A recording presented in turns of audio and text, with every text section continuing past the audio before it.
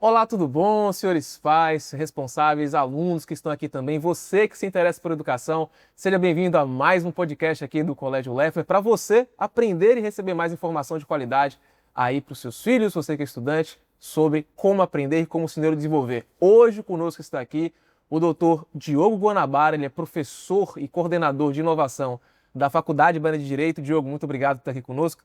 Se apresenta um pouquinho aí para a nossa audiência e a gente vai começar as perguntas. Obrigado, Breno. Valeu, obrigado pelo convite. Eu sou o Diogo Guanabara. Como o Breno falou, sou professor e também coordenador de inovações da Faculdade Baiana de Direito. Também sou professor da UNEB, advogado. Enfim, fiz meu mestrado em Portugal, em Coimbra. Sim. Sou pai de dois filhos, Sim. Meninos. dois menininhos, né? Pedro e Gabriel, casado com a Adriana. Sim. Importante.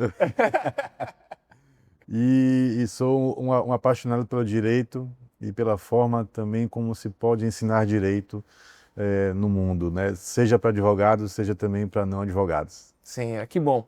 E esse convite do Diogo que está aqui, o Diogo ele trabalha, ele passou pelo processo educacional, digamos, tradicional, né? E por ser alguém que trabalha com inovação, ele casa muito com o nosso interesse de apresentar para as famílias, para os estudantes e para a comunidade que está nos escutando as modificações da educação, por que a educação é importante e, em especial, no direito, o que ele tem para trazer de inovação. Às vezes nós temos aquela cultura um pouco mais antiga, né, Diogo, do que seria o direito, de como trabalhar, e a gente acaba não percebendo quais são as habilidades que precisam ser desenvolvidas hoje nas crianças e nos jovens para que eles possam estar nesse mercado de trabalho, nesse mundo, no mundo real, que existe, que não cabe apenas ao ambiente de dentro da escola.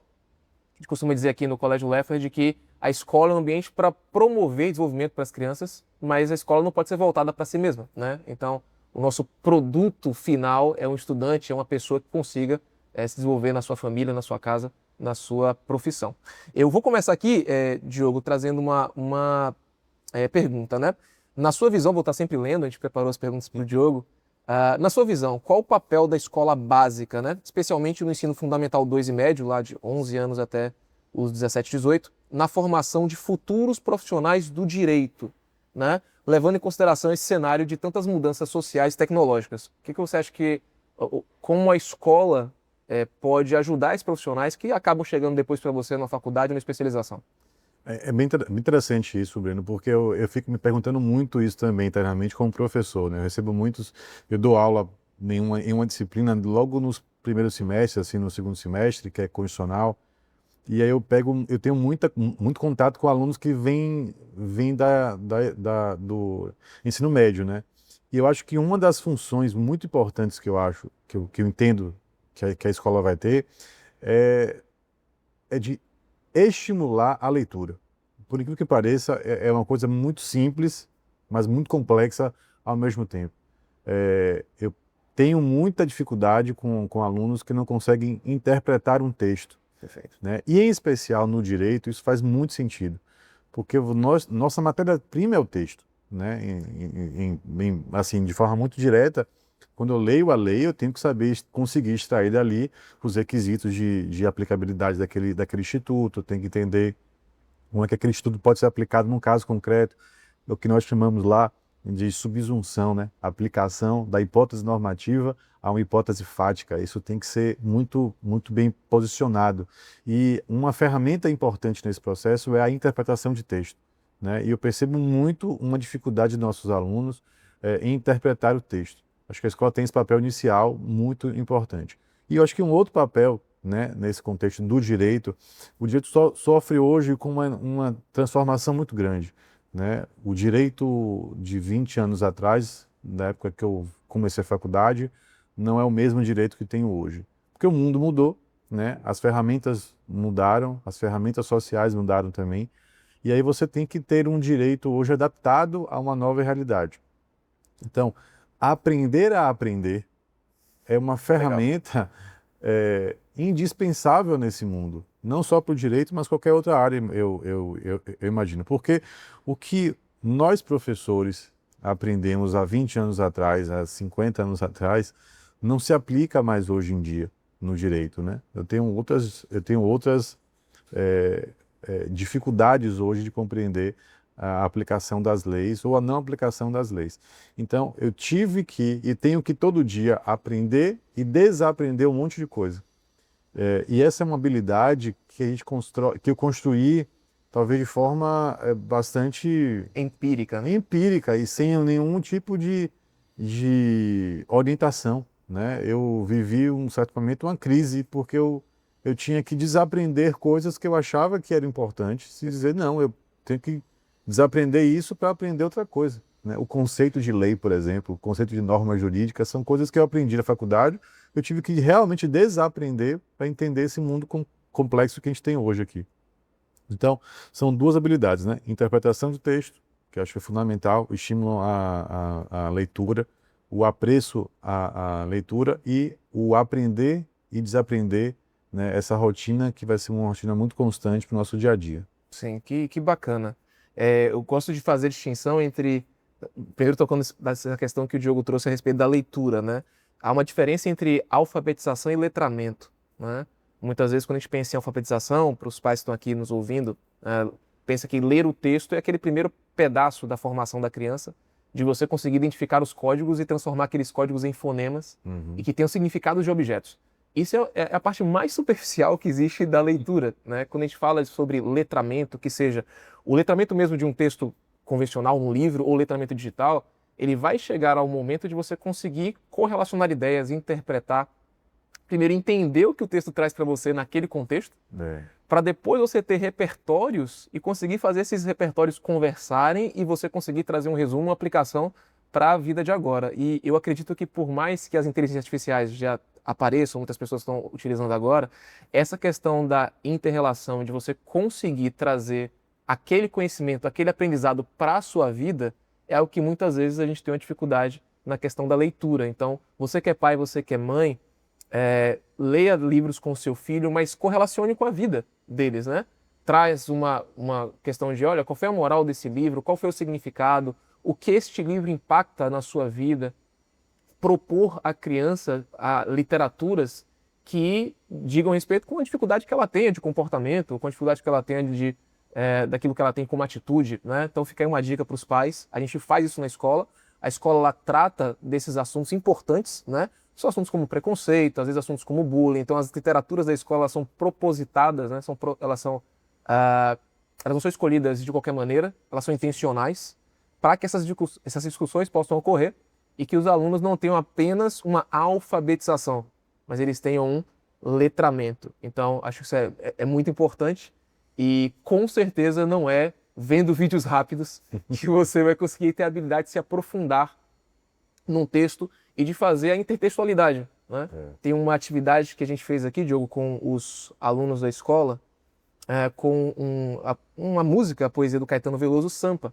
Sim. E há uma dificuldade, às vezes, dos alunos em entender Novos Baianos como sendo uma banda do Caetano Veloso, Mutantes como sendo a banda da Rita Lee, de entender o Campos como a poesia concreta dos Irmãos Campos de São Paulo.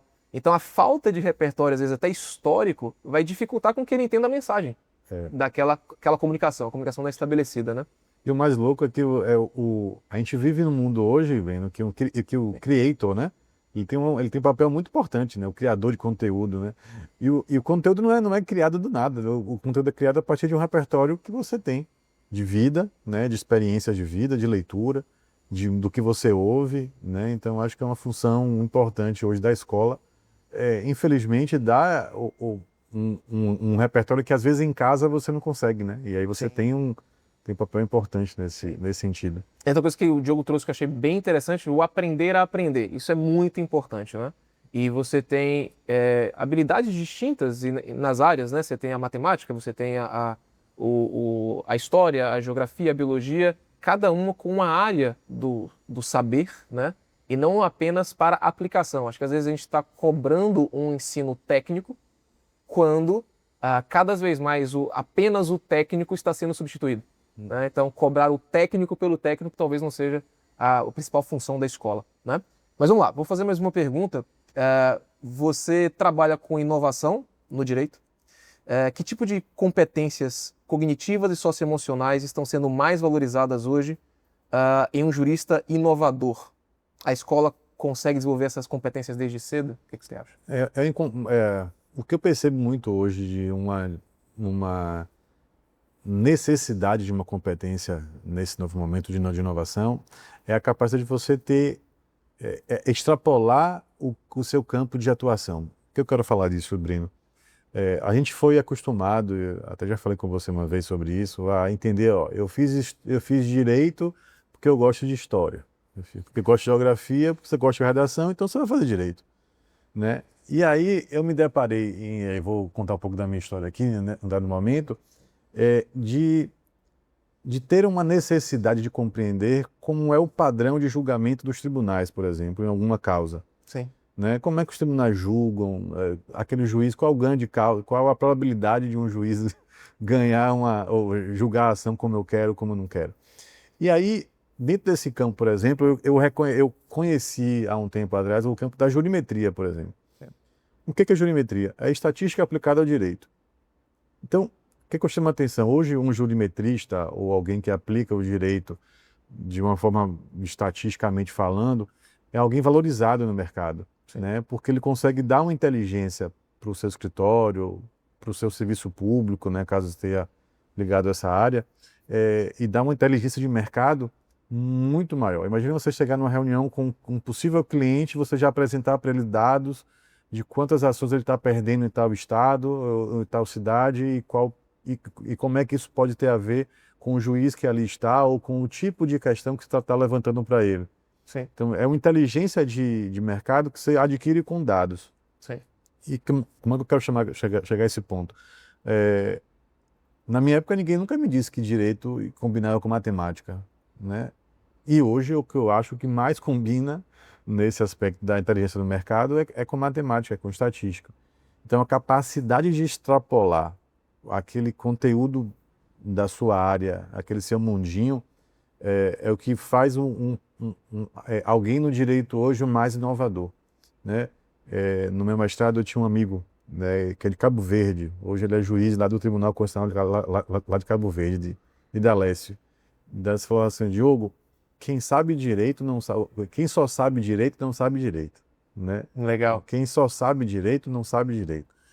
E é isso mesmo que eu acho, né? Alguém que quer trabalhar com inovação tem que lidar com outros campos do conhecimento, tem que extrapolar aquele conhecimento que ele tem na faculdade, que ele acha que o mundo dele gira em torno daquilo, não é bem assim, né? Tem que saber um pouco de culturas diferentes daquela que está no mundo jurídico, né? E aí eu trago nesse momento aqui na parte de inovação, hoje saber uma conexão muito direta do direito com a tecnologia, do direito com a matemática, do direito com a estatística, são saberes hoje muito valorizados, né? Do direito com a gestão de pessoas também, de processos, né? Hoje tem uma função muito importante, muito valorizada nos escritórios, que é a função de controller jurídico, né? Que é alguém que sabe, que é uma pessoa que dificilmente vai ter uma faculdade que vai formar uma pessoa assim. Ela é uma conhecedora de direito, né? Tem que saber das regras básicas do direito, mas ela também tem que saber de gestão de processos internos de uma empresa, gestão de pessoas, a parte financeira também de um escritório, saber um pouco de marketing também, de vendas. Então, são habilidades que hoje o mundo está nos exigindo e que se você ficar só preso ao direito, né, dificilmente você vai ter essa função. Me parece que aquilo que a gente abre mão acaba se tornando a nossa dificuldade naquela área, né? Então, talvez hoje a gente fala muito de socioemocional, de inteligência emocional, de que as pessoas conseguem sucesso nas suas carreiras, elas desenvolveram uma inteligência emocional, né? E me parece não muito sábio a gente escolher dentro do leque que nós temos para nos desenvolver como seres humanos e que a escola também oferece, a gente dizer que essa área não é importante ou aquela área é importante. Assim, pensando em termos de inovação ou de quem tem um diferencial, aquele que conseguir conversar com todas as áreas, ele vai ter um diferencial, ele tem repertório para poder transitar em todas as áreas. Eu queria ter essa visão, né, quando eu estava no ensino médio. Porque eu fui apresentado a outras disciplinas de forma muito reta, muito direcionada para o vestibular, né? Por exemplo, eu tinha que decorar as formas de física, as coisas lá de química, né? O seno e o cosseno da matemática, mas eu não via uma aplicabilidade àquilo, né? Então, acho que a forma também como você é apresentado aquilo lhe dá um pouco de medo e de reticência, né? Sim. Então, hoje eu tive que, eu tô tendo que voltar um pouco a estudar estatística, né? Tentar trabalhar com a diferença de média como de mediana. Sim. Isso faz muito sentido para a gente, para calcular o tempo de pena, por exemplo, de alguém que vai preso por injúria racial, né? Por exemplo. Então, essa distinção aqui, quando você coloca os números grandes assim, acaba dando para a gente um pouco de acalento, que é aquele assunto que eu estudei lá atrás, Sim. eu estou tendo contato com ele, mas quanto mais vivo for esse conteúdo que a gente consiga passar na escola, mais sentido vai fazer aquilo para frente, né? Sim. Acho que a diferença é, de novo, da alfabetização e do letramento. É. Talvez a gente está comparando uma educação de alfabetizar, por exemplo, na matemática. Você aprender o que é uma parábola e o que é qual é o gráfico da parábola. Outra coisa é você falar assim, não, eu consigo manipular esse conhecimento, fazer ele conversar com outras áreas do saber, ou mesmo fazer uma pergunta que parece boba, mas por que parábola aparece nos textos de literatura? Tem gente que fala assim, fulano contou uma parábola. O que tem a ver essa palavra parábola com aquela parábola? Só para a gente brincar, parábola você tem a distância, são todos os pontos que têm a mesma distância para um foco e para uma reta. Você fala, pô, deixa eu pensar nisso. Então, ele está fazendo uma comparação. Então a palavra parábola tem tudo a ver com aquele gráfico, Foco, né? mas às vezes a gente pode perder como professor a oportunidade de trazer a literatura para o aluno naquele momento. E aí se comunicar com algo que ele já conhece. Alguns estudantes, eles leem livros e tem lá, fulano contou uma parábola. Então aquela palavra parábola já faz parte do repertório daquele estudante. Aí você meio que traz a palavra parábola como se não tivesse nada a ver com aquele repertório, algo extremamente, digamos, de alfabetização matemática, mas não de conectar com outros lugares, né? Eu acho um desafio, Diogo, fazer isso, mas a gente, aqui no colégio, a gente tenta fazer, inclusive esses podcasts, eles são importantes também para os estudantes, porque mostra que tem relação, né? A gente aqui na prática da escola, a gente tem nas aulas de robótica, é muito legal ver que o aluno aprende o que é um robô, e depois quando ele vai para a sala de aula, ele vê um circuito elétrico.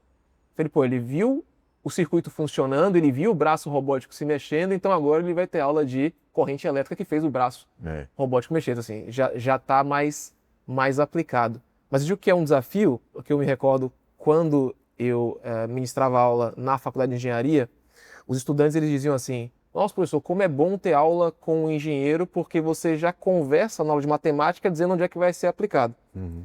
Mas por que isso é um grande desafio?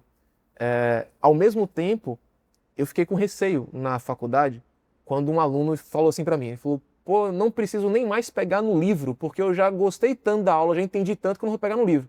Eu fiz, opa, existe um equilíbrio aí. Porque com certeza aquilo que eu vou poder dar de aplicação não é para fechar a disciplina, é para inspirar, é para incentivar. Mas quando ele vai para o livro, ele vai ter acesso a códigos que nem todo mundo vai saber onde vai ser aplicado. Então acreditar que vai ser aplicado também é uma função importante, né? E é um desafio grande, assim, lá no direito a gente percebe muito, e aí não só numa faculdade específica, mas em qualquer faculdade de direito eu percebo bastante isso, é a dificuldade hoje de você seduzir o aluno para sair da sala de aula para ir para o livro, né? Sim. Eu de vez em quando dou uns passeios lá na nossa biblioteca, na UNEB, na Baiana também, fui na UFPA também, e vejo os livros muito bonitinhos, assim. Parados. Muito parados, muito branquinhos as páginas, assim, e não tá certo. Sim. Né? Porque você tem hoje um movimento muito grande de achar que o conteúdo do professor tem que esgotar tudo, e aí você muitas vezes vai para um resumo, para um caderno, para uma videoaula que hoje circula muito online, e o conhecimento para aí, né? Então, mal sabe que o professor, quando faz aquela aula, ele já lê o livro. Sim. Aquela aula é o resumo do livro. É isso aí. E ele não consegue passar tudo que tem no livro. Sim. Né? E mesmo assim, é um desafio muito grande para a gente, Breno, hoje em dia. Sim. Eu penso que é uma diferença também quando você recebe a informação e quando você se deleita com a informação. Quando você entra no livro, você falou da leitura, é algo que é transformador. É como, por exemplo, você está lendo uma literatura muito antiga e você está com aquela pessoa conversando com você. O livro conversa com você, você pergunta, você coloca suas dúvidas atuais no livro, você pega a mensagem do livro, aplica na sua vida hoje e vê, pô, será que isso seria pertinente ou não? E, de novo, acho que a gente passa daquela questão da superficialidade da leitura, né? Sem essa leitura mais reflexiva, mais circular mesmo, de você ver várias vezes, isso acaba não acontecendo. Para te dar uma boa notícia em relação à profundidade dos processos seletivos, muitos processos seletivos hoje eles estão indo para o caminho, até para os pais saberem também, eles estão indo para o caminho não da cobrança técnica. Então não mais de cobrar, digo isso muito de ter uma prova, tanto a prova do Enem quanto a prova do Unicamp, são provas que elas têm ido para o caminho de cobrar a resolução de problemas. Então, assim, não é uma questão de química. É uma questão de um problema que seria resolvido se você usasse o seu repertório de química. E é muito, muito mais complexo, é muito mais desafiador. E aí tem agora o choque de realidade, né? O estudante que está vindo dessa preparação de responder objetivamente uma coisa muito simples, ou dele agora ter que pensar e refletir como resolver aquele tipo de questão. Então é bem, bem diferente, mas eu acho que é por aí que a gente precisa hoje. Então, tanto o processo seletivo quanto a escola tem que se preparar para as necessidades do futuro. Exato. E que não é responder qual é o símbolo do carbono ou qual é a fórmula de Bhaskara, é como você aplica isso na sua vida. Né? Eu faço isso também com, assim, o seu cliente, ele vai te pagar para você resolver um problema, não é para você ficar dizendo para ele conceito de apetição inicial, que aquilo que o professor tal falar isso, não, ele vai resolver o problema. Sim. Ele está pouco se lixando porque você conhece em termos de conteúdo.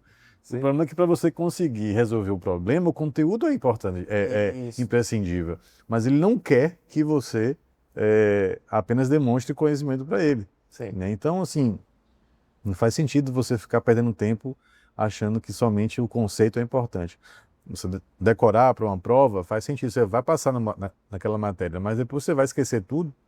E você pode não ter aprendido. Exatamente. O que vai ficar quando você resolve algum problema, né? Sim. Diogo, a conversa está muito boa. Vou fazer mais uma pergunta. Thiago, dá tempo de fazer mais uma pergunta? Olha aí. Dá, 23 minutos. Ah, tá.